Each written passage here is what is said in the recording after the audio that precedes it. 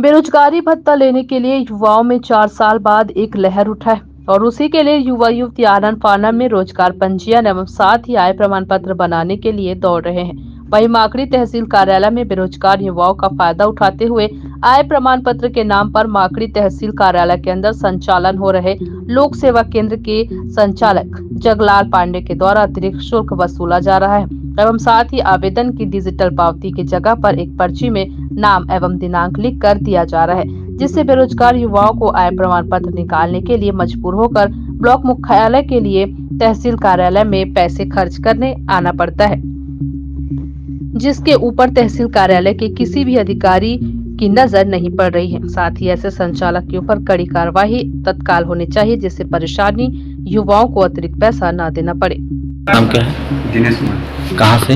शामपुर से। हाँ, तो क्या बनाने आए थे? मैं आय बनाने आय बनाया था ना? तो आय बनाया तो क्या मिला? और चीट दिए हैं, तो उसमें एक सप्ताह बाद आएगा मुझे। आपका उसमें नाम लिखा है? हाँ, नाम लिखा है। और आय लिखा है? हाँ, कितना रुपये लिए? 50 रुपये।